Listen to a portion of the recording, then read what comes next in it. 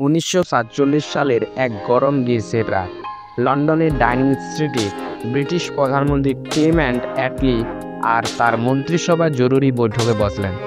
বিষয়টা কি, কখন আর কিভাবে ভারত ছেড়ে যাওয়া যায়? কিন্তু এই সিদ্ধান্ত পৌঁছানোর পথটা ছিল রক্ত আর অশ্রুতে ভরা। আজ আমি আপনাদের বলবো সেই অবিশ্বাস্য গল্প, কেমন করে পৃথিবীর সবচেয়ে শক্তিশালী সাম্রাজ্য শেষ পর্যন্ত ভারত ছেড়ে পালাতে বাধ্য হলো। 1857 সালের এক ভ্যাপসা গরমের দিন মিরাটের এক সিপাহী মঙ্গল পাণ্ডে হঠাৎ করেই গর্জে উঠল, মারো ফিরিঙ্গি কুত্তাকে। সেই গুলি গিয়ে লাগলো এক ব্রিটিশ অফিসারের বুকে।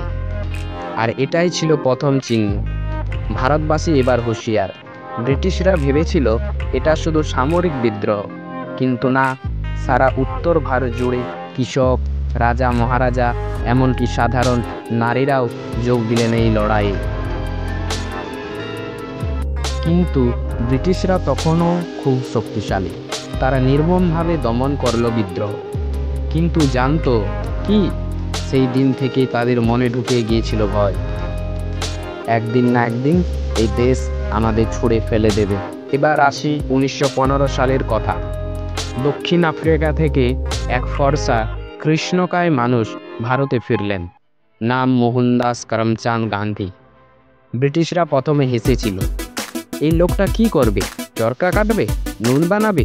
কিন্তু তারা জানতো না, এই মানুষটির হাতেই আছে সবচেয়ে শক্তিশালী অস্ত্র, অহিংসা। 1930 সাল ডান্ডি সমুদ্র সৈকত গান্ধীজির এক মুঠো নুন তুলে বললেন, আমি ব্রিটিশ আইন ভঙ্গ করলাম। এই একটা উংলি সংকেতেই সারা ভারত জেগে উঠল। স্কুল কলেজ বন্ধ, আদালতে না যাওয়া, ট্যাক্স না দেওয়া, ব্রিটিশ প্রশাসন অচল। লন্ডনে টেলিগ্রাম গেল, ভারত শাসন করা আর এখন পাগলের কাজ। 1941 সাল কলকাতার এক বাড়ি থেকে এক সন্ন্যাসী সাইকেল চালিয়ে পালালেন, পুলিশ টেরও পেলেন না। এই তো সেই সুভাষচন্দ্র বসু। জার্মানি পৌঁছে তিনি হিটলারকে বললেন, আমাকে সৈন্য দিন, আমি ব্রিটিশদের ভারত থেকে তাড়াবো। পরে জাপানের সাহায্যে তিনি গঠন করলেন আজাদ হিন্দ ফৌজ। 1944 সালে ইম্ফলে যুদ্ধ, আজাদ হিন্দ ফৌজের সৈন্যরা গর্জে উঠল, দিল্লি চলো। ব্রিটিশ সেনারা শিউরে উঠল, ভারতীয় এখন তাদের বিরুদ্ধে অস্ত্র ধরেছে। এই ঘটনায় ব্রিটিশদের বুঝিয়ে দিল, ভারত আর আমাদের নয়। 1947 সালের জুন লর্ড মাউন্টব্যাটেন দিল্লিতে এক সাংঘাতিক সিদ্ধান্ত নিলেন, ভারত ভাগ করতে হবে। ইয়ার্ডক্লিফ নামে এক আইনজীবী মাত্র 5 সপ্তাহে টানলেন এক উল্টো পাল্টা সীমানা রেখা। ফলটা, লাহোর হিন্দু শিখদের কান্না, কলকাতায় মুসলিমদের আর্তনাদ, এক রক্তাক্ত বিভাজন। 15ই আগস্ট রাত 12টা দিল্লির লালকেল্লায় তিরঙ্গা উঠল, কিন্তু নেহরুজির চোখে জল, কারণ তিনি জানতেন এই স্বাধীনতার মূল্য কতটা ভয়াবহ। ব্রিটিশরা চলে গেল ঠিকই, কিন্তু রেখে গেল ভাঙা হৃদয়, বিভক্ত পরিবার।